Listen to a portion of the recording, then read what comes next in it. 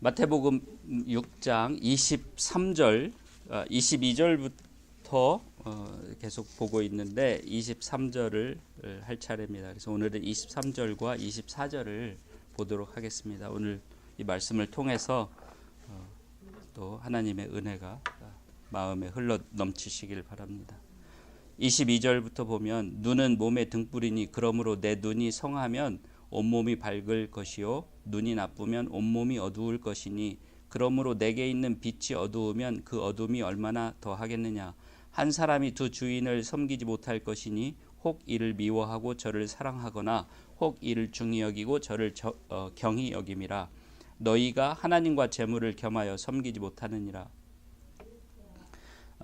여기 22절부터 우리는 봤는데 22절에서 눈은 우리가 바라보는 거, 우리가 정말 원해서 사람은 자기가 원하는 걸 늘 바라보게 되죠. 쳐다보게 됩니다. 제가 원하는 것이 만약에 포르쉐 자동차다 그러면 포르쉐 자동차가 지나가면 보게 되는 거예요. 또 우리 아들같이 젊은 총각들은 이제 결혼을 앞두고 이게 좋은 처자를 찾고 있다, 배우자감을 찾고 있다 그러면 참하고 예쁘게 생긴 여자가 지나가면 이렇게 자기도 모르게 눈이 돌아가는 거죠. 그러니까 그런 그 관점에서 그런 식으로 이해를 하면 눈이라고 하는 것은 우리가 바라보는 것, 우리가 원하는 것, 우리의 소망이다 이렇게 말씀을 드렸습니다.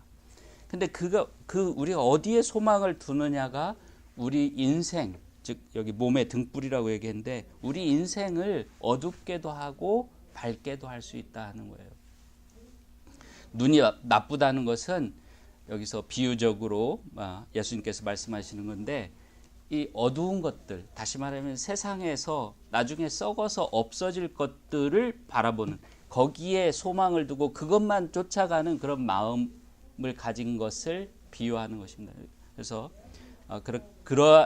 그러한 마음을 가진 것을 눈이 나쁘면 온몸이 어두울 것이다 이렇게 얘기를 한 것이죠. 그래서 우리가 무엇에 소망을 두느냐, 그래서 결과적으로 예수님께서 지금 우리에게 권유하는 것은 뭐냐면 천국의 소망을 두어라, 구원의 소망을 두어라, 하나님 나라의 소망을 두어라, 그다음에 영원한 생명의 소망을 두어라, 하나님께 소망을 두어라, 예수 그리스도에게 소망을 두어라, 믿음, 소망 이것을 가지고 살아라, 이런 말씀을 지금 이렇게 비유적으로 하시고 계시는 거죠. 그런데 23절에 아주 애매하고 어려운 말씀을 마지막 부분에 합니다. 뭐냐면 23절 두 번째, 그러므로 다음부터 보면 그러므로 내게 있는 빛이 어두우면 그 어둠이 얼마나 더하겠느냐. 빛이 어두울 수가 없죠. 빛이 어두울 수가 있어요? 어두운 빛이라는 게 있나요? 물론 상대적으로 그 빛이 밝은 빛도 있고 형광등빛 같이 밝은 빛도 있고, 이 형광등도 하나 둘 세 번째는 이렇게 조금 약간 어두칙칙하죠. 뭐 예를 들면 이런 빛보다도 조그만한 약한 그 캔들 라이트, 그러니까 촛불은 약하고 그렇죠. 조그만한 뭐 이런 플래시 라이트도 약할 수 있어요. 하지만 그 빛 자체는 많은 곳을 비치지 못하더라도 그 빛은 어두울 수가 없어요. 예수님께서 지금 뭔가 말을 잘못한 거예요. 내게 있는 빛이 어두울 수가 없는데 네게 있는 빛이 어두우면 이런 말씀을 하시는 거예요. 그래서 이 예수님이 왜 이런 말씀을 하셨을까? 그다음에 또 그 다음을 읽어보면 그 어둠이 얼마나 더하겠느냐. 어두우면 그냥 어두운 거지. 어둠과 빛은 진짜 블랙 or 화이트죠. 어둡거나 밝거나 둘 중에 하나인 거지. 그 고린도 후서 6장에 보면 어둠과 빛이 어떻게 같이 있겠느냐, 성경에 이런 말씀이 있어요. 그렇잖아요. 빛이 오면 어둠은 사라지는 거예요. 여기가 지금 어두운데 여기에 빛을 비추면 사라지는 거죠. 어둠이 밝혀지는 거죠. 근데 예수님께서는 말이 안 되게 이런 말씀을 하시는 거예요. 지금 그 어둠이 얼마나 더하겠느냐. 마치 어둠이 정도가 있는 것처럼. 아주 어둡고 뭐 우리 말에도 이런 말 있죠. 정말 칠흑같이 어둡다 이런 말이죠. 근데 사실은 그 말을 잘 생각해 보면 그거는 그냥 하는 말이에요. 예를 들어서 달빛이 뭐 초승달이 있어서 조금 빛이 있어도 빛이 있긴 있는 거예요. 그렇죠? 어둡긴 하죠. 아주 밝진 않지만 그래도 빛이 있기 때문에 뭔가 보이고 그림자라도 보이는 거예요. 어둡다. 완전히 빛이 차단된 상태에서 빛이 없어서 어둡다 그러면 사실 아무것도 안 보이는 거죠. 이쪽 건물 이쪽은 여기 창문이 이렇게 있어서 이게 빛이 들어가요. 여기 문 다 닫고 저쪽 이 건물의 저쪽 클래스 지금 애들 하고 있는 클래스를 가면요.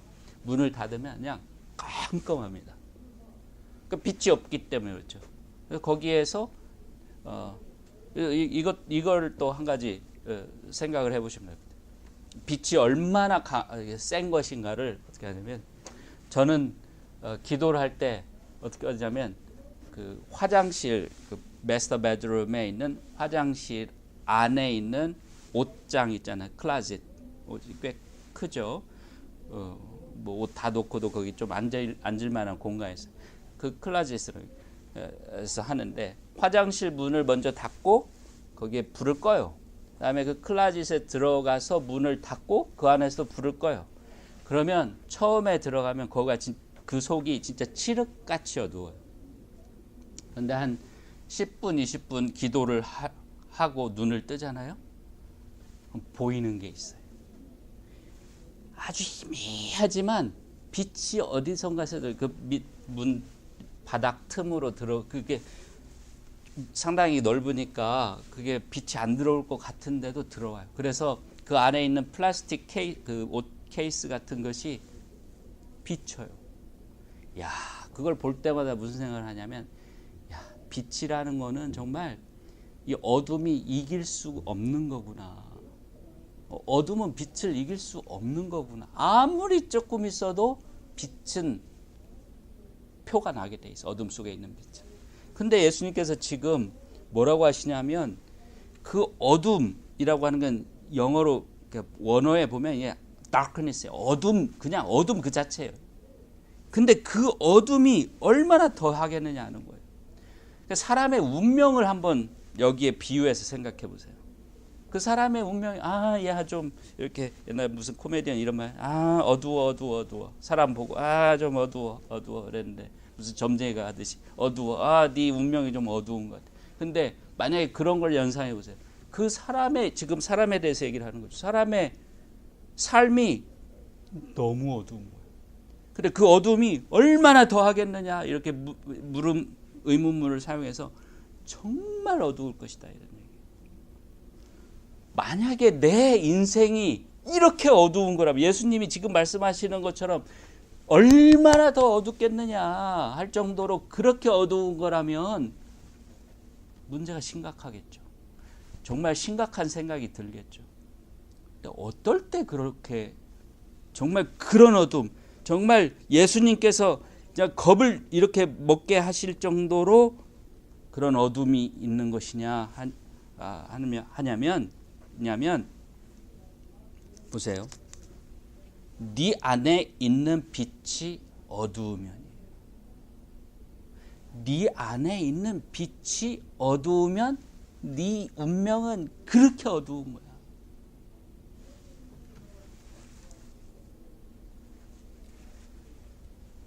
얼마 전에 한 몇 달 전에 제가 인터넷을 봤는데 이 아빠는 이 와이프가 임신을 했어요. 너무너무 기뻤어요. 뭐 아이를 너무 기다리고 있던 이 아빠는 그러니까 신랑이죠. 신랑은 막 모든 그 여자를 위해서 임신한 그 부인을 위해서 막 너무너무 막 할 수 있는 걸 다 잘해주고 10달을 기다렸어요. 애가 나왔어요. 애가 또 자라는데 너무너무 예쁘죠. 막 진짜 깨물어 먹고 싶을 정도로 예쁘죠. 그러다가 자랐어요. 그래가지고 17년을 컸어요. 얘가 고등학생이 돼서 미국에서 있었던 일인데 17년이 됐어요. 근데 무슨 일이 있어가지고 얘가 교통사고가 났던가 가벼운 교통사고가 났던가 했는데 그래가지고 수혈을 받아야 되는데 자기하고 혈액형이 안 맞아. 자기하고 혈액형이 안 맞아. 자기 와이프 자기 혈액형을 맞춰 보면 나올 수 없는 혈액형을 이 애가 갖고 있는 거예요. DNA 검사를 했더니 자기 애가 아니었어. 그래서 이제 와이프가 그 사실을 그렇게 하니까 그렇게 되니까 와이프가 고백을 하는 거야. 사실은 네 애기가 아니라. 그게 어떻게 해가지고 사고로 생긴 애기였다. 그러니까 이런 것 같아요. 저는 오늘 이 말씀을 어떻게 설명드릴까 생각하다가 그 생각이 나더라고요. 그러니까 그 부인이 갖고 있는 애가 내 애인 줄 알고 난 너무 기뻐했던 거예요. 와이프가 갖고 있던 애. 그러면 17년 동안이나 애지중지하면서 너무너무 잘 키웠어요. 정말 그냥 모든 것을 다 바쳐서 이 아이를 위해서 이렇게 그 아빠가 한 거예요. 근데 그게 내 아이가 아닌 거예요. 얼마나 그 사람이 끔찍했을까. 그 남자가. 결론은 제가 잘 기억이 안 나거나 없었거나 그랬던 것 같은데 그런 것 같은 거예요. 예수님께서 지금 빛이라고 하는 것은 우리의 생명을 상징하는 건데 구원을 상징하는 건데 나는 그 구원을 내가 갖고 있다고 믿는 거예요. 나는 예수님의 하나님께서 주신 구원을 내가 갖고 있어. 나는 하나님이 주신 이 구원을 갖고 있으니까 나는 이 세상 어려움이 있어도 나는 천국에 갈 거야. 그래서 내 이 세상에서 고생하지만 천국에 가서 다 보상을 받을 거야. 아무리 힘들고 어려워도 내가 견딜 수 있어. 이 구원이 있기 때문에. 그래서 그런 생각을 하고 사는 거예요. 근데 지금은 우리가 사니까 알 수 없지만 나중에 그 DNA 검사를 해보는 것과 같이 하나님 앞에 가서 심판대에서 딱 까보니까 네가 갖고 있었던 건 구원이 아니었어. 그냥 네가 구원이라고 생각했던 것뿐이야. 또 그 하나님께서 더더욱 그런 말씀도 하시겠죠. 내 아들 예수를 너희들에게 보내가지고 그거 구원 아니라고 그렇게 얘기해 줬잖아. 근데 너희들 내 아들 예수 말 안 믿었잖아. 지금 예수님께서 바리새인들을 비유해서 이런 말씀을 하시는 거죠. 바리새인, 그 당시에 그 유대인들 중에 가장 큰 교파예요. 바리새파. 쉽게 얘기하면 뭐 요즘에 장로교, 침례교 뭐 이런 것처럼 그 사람들은 자기들이 확실하게 구원받았다고 믿는 사람들이었어요. 예수님께서 비유적으로 말씀하시는 너희들이 그렇게 구원받았다고 확실하다고 믿고 있는데 하나님의 아들이신 예수님, 하나님이 보내신 그 우리를 구원해 주시기 위해서 오신 예수님이 보니까 no.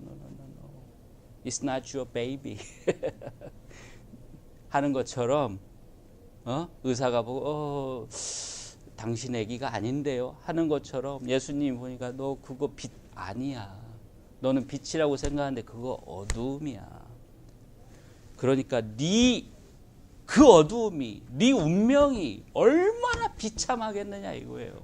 평생을 내 아기라고 생각하고 그렇게 키웠는데 그게 내 아기가 아니라고 밝혀지는 그 아빠와 같이 내가 평생을 고생하면서 평생을 힘들게 내가 구원이라고 믿고 그걸 위해서 살아왔는데 하나님 앞에서 까보니까 하나님께서 What is it? 이렇게 하는 거예요. 똑같은 거죠. 얼마나 그게 비참하겠느냐. 얼마나 비참하겠느냐는 거예요.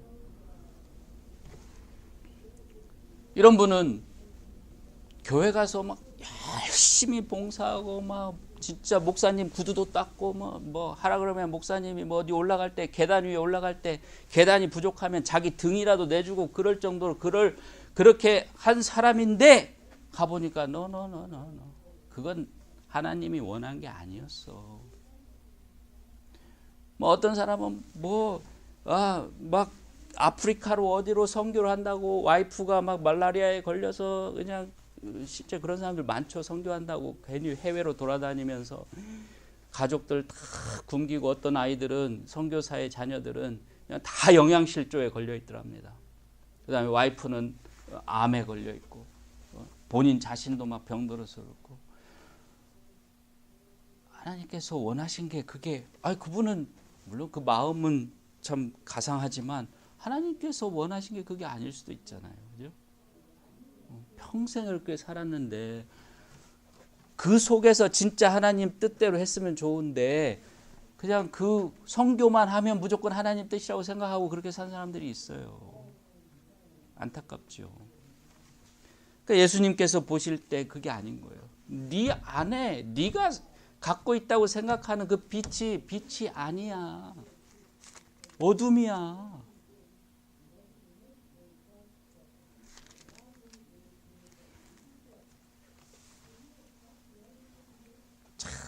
이게 인간의 한계라고 생각합니다. 이 한계를 극복할 수 없느냐? 극복할 수 있어요. 왜냐하면 예수님께서 이렇게 우리에게 진리를 가르쳐 주셨기 때문에. 왜 이걸 제가 인간의 한계라고 표현하냐면 우리 인간은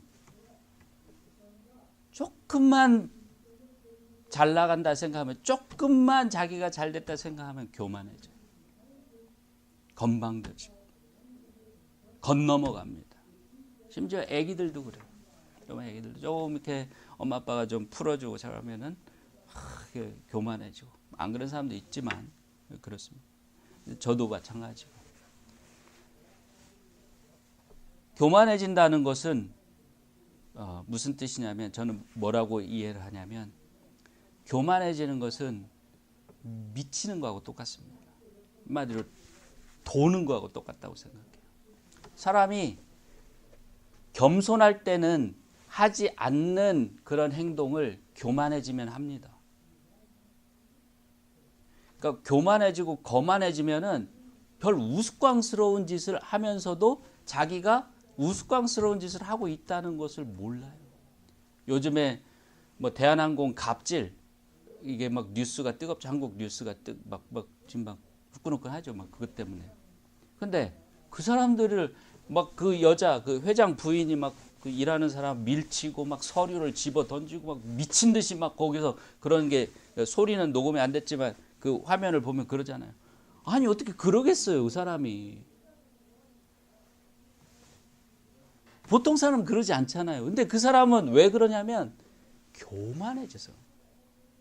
내가 회장 부인인데, 내가 회장 사모인데, 이 대한항공, 우리 대한민국에 거의 그냥 독점하다시피 하는 그런 항공사에, 세계적인 항공사에 회장 사모인데 하니까 그냥 아나무인이 되는 거예요. 그분이 칼 호텔 직원들을 다루는 그 누가 녹음해가지고 했는데 완전 미쳤어요. 야!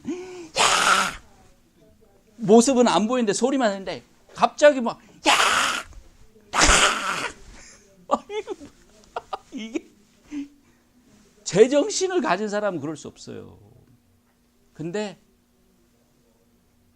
그 사람이 왜 그랬다고 생각하냐면 교만하기 때문에. 교만하기. 아나무인 때문에. 그걸 잘 얘기해 주는 게 뭐냐면 벌거벗은 임금님이라는 이솝우화 아시죠?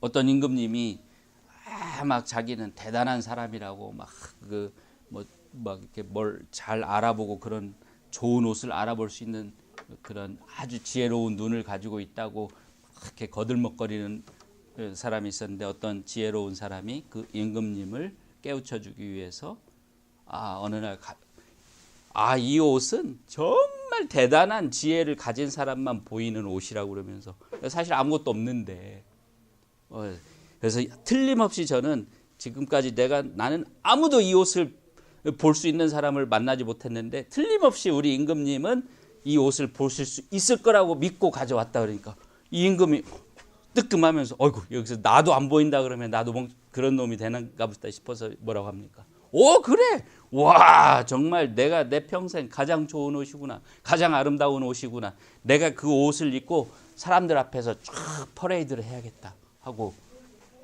그걸 걸치고 사실 아무것도 없는 건데 그걸 걸치고 퍼레이드를 합니다. 그래서 벌거벗은 임금님. 왜? 교만하니까 그 미친 짓을 하는 거예요.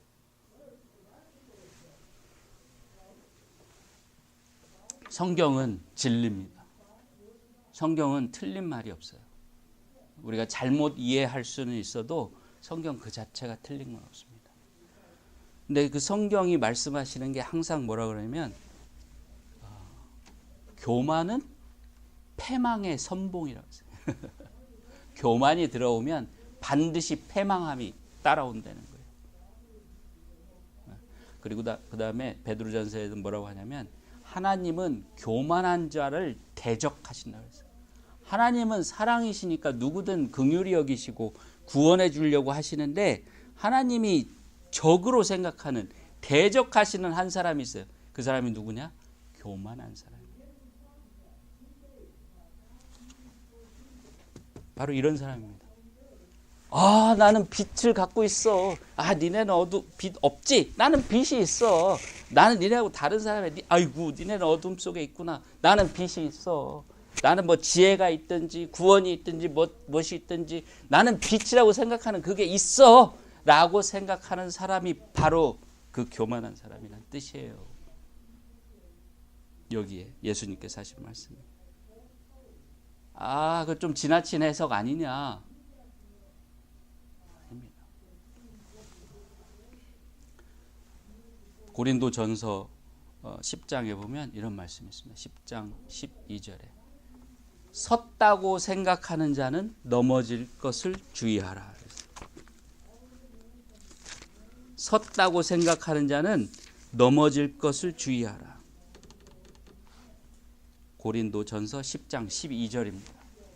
섰다. 아, 내가 이루었다. 내가 구원을 이루었다. 내가 의를 이루었다라고 생각하는 사람은 바로 넘어질 것을 주의하라. 고린도전서 8장에는 이런 말씀도 있습니다. 거기 10장에서 앞으로 2장 더 넣어서 8장 2절에 보면 어떤 사람이 뭘 안다고 생각하면 그 사람은 자기가 그걸 알아야 한다는 것조차 모르는 사람이다. 그랬어요. 아, 나는 하나님의 뜻을 알아. 나는 하나님의 말씀을 잘 알아.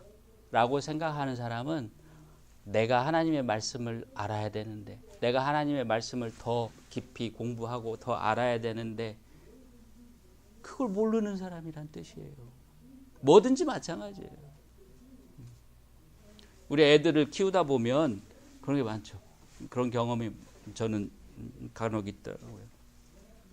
우리 이제 아이들은 자신의 그때까지의 10년, 15년, 20년 그때까지의 경험으로 인생을 판단하니까 그 뒤에 깨닫게 되는 걸 잘 모르죠. 나이가 들면서 여러 가지 경험을 통해서 또 깨닫게 되는 걸 모르니까 그 17, 8년 살면서 깨달은 게 생각하는 게 다인 줄 알아요. 그러다 보면 어떤 생각을 하냐면 아, 내가 이건 우리 엄마 아빠보다 더 잘 아는 거야. 물론 더 잘 아는 것이 있을 수도 있어요. 무슨 학교에서 배우는 거 이런 거는. 하지만 엄마 아빠는 인생의 연륜을 통해서 갖는 지혜라는 게 있어요. 제가 요즘에 노인 아파트 이렇게 신청하는 거 도와주고 하면서 어르신들 만나면 100이면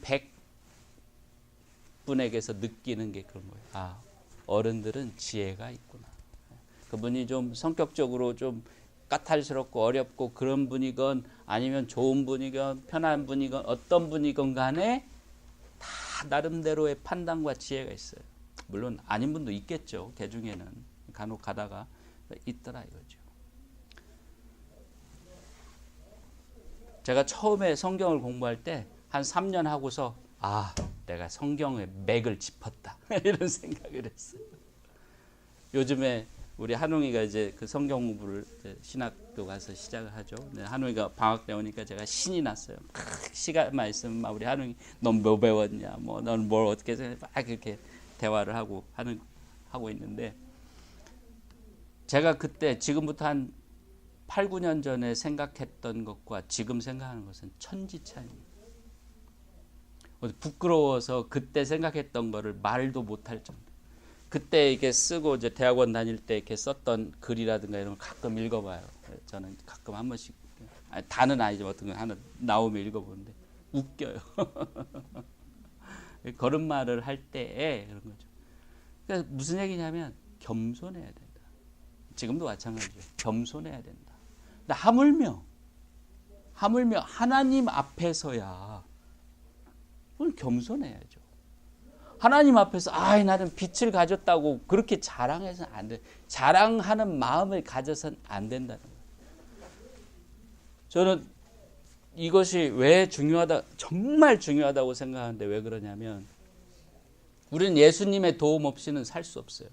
예수 그리스도, 지금은 영으로 존재하시지만 예수님, 하늘에 계시는 그 예수님이 우리를 도와주지 않고서는 우리는 살 수 없습니다. 하나님께서 우리를 불쌍히 여겨주시지 않고서는 살 수 없어요. 우리가 뭘 하든, 공부를 하든, 목회를 하든, 가정주부를 하든, 비즈니스를 하든, 리타이어를 했든, 아프든, 건강하든, 뭘 하든 간에 하나님의 도움이 없이 살 수 있는 인간은 없다고 저는 생각합니다. 그걸 깨닫지 못할 뿐이지, 어떤 사람들은. 그렇게 도움이 필요한데 예수님께서 뭐라고 하셨냐면 나는 의로운 사람을 구하러 오지 않았다. 무슨 얘기냐면 나는 죄인을 구하러 왔지 의로운 사람을 구하러 오지 않았다. 우리가 자신이 의로운 사람이라고 생각하는 사람 많잖아요. 그죠? 나는 의로운 사람이야. 나는 의를 이루었어. 나는 이렇게 하고 있으니까 교회 가서 뭣도 하고 11조도 하고 교회 누가 보면 14장에 보면은 바리새인이 그러죠. 나는 11조도 하고 뭐도 하고 금식도 하고 하니까 나는 의로운 사람이야라고 얘기했어요. 거기에 대해서 예수님이 하시는 말씀이에요. 나는 죄인을 구하러 왔지 의로운 사람을 구하러 온 게 아니다. 의사는 아픈 사람에게 의사가 필요한 것이지 건강한 사람에게 의사가 필요 없듯이 나 예수 그리스도 메시아도 구세주도 자기가 의롭다고 생각하는 사람한테 내가 도움 줄 수가 없는 거예요. 결국 무슨 말씀을 드리려고 하는 거냐면 내가 의롭다, 나는 뭔가 이루었다라고 생각하는 사람은 예수님의 도움을 받을 수가 없어요. 하나님의 사랑을 받을 수가 없어요. 그러니까 우리가 정말 하나님의 도움을 받고 예수 그리스도의 도움을 받으려면 뭐라고 해야 돼요? 항상 하나님 저는 부족한 사람입니다. 고백해야 돼요. 하나님 저는 너무나 형편없는 인간입니다. 하나님의 도움이 없이는 저는 살 수가 없습니다. 하나님의 도움 없이는 우리 자녀들을 단 1분, 2분도 그 안전을 책임질 수 없어요. 우리 아이들이 밖에 나가서 무슨 짓을 할지, 무슨 일을 당할지 어떻게 알아요? 제가 하나님께 기도하는 방법밖에 없는 거예요. 그걸 인정하고 하나님께 무릎 꿇는 마음, 그 겸손함이 있을 때 하나님께서 도움의 손길을 주시는 것이다. 그래서 내 안에 빛을 자랑하지 마라 이거죠. 내 안에 빛이 있다고 큰 소리 치지 말라 이거예요. 나는 빛이 있으니까 어둠 걱정 안 해 이러지 말라 이거죠. 요한 1서 1장에 보면 이런 말씀이 있습니다. 너희가 죄가 없다고 하면 너희 안에 하나님의 사랑이 어찌 있을 소냐. 아니 죄가 없다고 하는데 하나님의 사랑은 죄인들을 구원하는 사랑이신데 죄가 없다고 하는 사람, 나는 문제 없어, 나는 괜찮아, 나는 괜찮아 라고 하는 사람한테 어떻게 하나님의 사랑이 임하겠어요? 똑같은 거예요. 왜 하나님이 보니까 어둠 속에 있어서 빛을 주려고 하는데 나는 빛 있어, 빛 필요 없어요, 나는 빛 갖고 있어요, 그렇게 하는 거 똑같은 거죠. 교만한 거예요. 오만한 거죠. 하나님 앞에서. 그래서 그런 사람에게 예수님께서 말씀하시기를 그 빛이 어두우면 그 어둠이 얼마나 더하겠느냐. 네 운명이 얼마나, 네 삶이, 네 운명, 영원한 생명, 영원한 운명이 얼마나 비참하겠느냐는 거예요. 그래서 결국 예수님께서는 겸손하게 빛이 있어도 좀 부족합니다. 더 주세요. 그럼 되잖아요. 그죠? 빛이 있다고 생각이 돼도 저는 아직 부족합니다. 저는 하나님께서 더 주셔야 합니다. 생각하면 되잖아요. 오늘 더 앞으로 24절은 오늘 다 못할 것 같은데 우리 항상 이걸 잊지 말고 살아야 될 것 같아요. 하나님 앞에서 겸손해야 된다. 나는 하나님의 도움. 나도 내가 나름 똑똑하고 나도 잘하고 나도 내가 가지고 있는 것도 있고 하니까 할 수 있어라고 생각하시기보다는 오히려 반대로 나는 하나님의 도움이 늘 필요하다. 하나님의 도움 없이는 나는 안 된다. 그런 생각을 가지고 사시면 이 어두운 운명이 아니라 밝은 빛이 빛 가운데 걸어가는 그런 운명이 된다는 것을 간접적으로 다시 말씀해 주는 것이라고 할 수 있습니다. 겸손하게 하나님께 또 우리 주 예수 그리스도 예수님 앞에 무릎 꿇고, 그래서 기도가 중요합니다. 기도는 내가 하나님의 도움 없이는 살 수 없다라고 인정하고 생각하는 사람들의 행위예요. 저는 무릎을 잘 못 꿇어요. 이게 무릎을 수술하고 나서 무릎을 꿇을 수 없는데, 그런데 한번 생각해 보세요. 누군가 앞에서 무릎을 꿇고 손을 모으고 머리를 조아리고 기도를 하는 거 정말 아름다운 겁니다. 자존심 상하는 것도 아니고 하나님 앞에 자존심 상할 게 뭐 있어요, 그죠? 정말 아름다운 겁니다. 한번 해보십시오. 어떤 분들은 그렇게 무릎 꿇고 기도해서 낙타 무릎이 됐다 이런 과장된 표현도 있는데, 굳이 때와 장소를 가릴 것 없이 어디서든 정말 겸손하게 꼭 무릎을 꿇지 않더라도 좀 무릎 꿇는 심정으로 하나님께 기도하는 거. 하나님, 저는 하나님 도움이 필요합니다. 도와주세요. 몸이 아프실 때, 또 자녀들에게 어려운 일이 생겼을 때, 또 비즈니스 뭐든지 간에 그것을 하나님께 의뢰하고 의지하는 마음을 가질 때 정말 그 찬란한 그 하나님의 빛이 우리 인생에 가득하게 될 거라고 생각합니다. 그것을 잊지 마시기 바랍니다.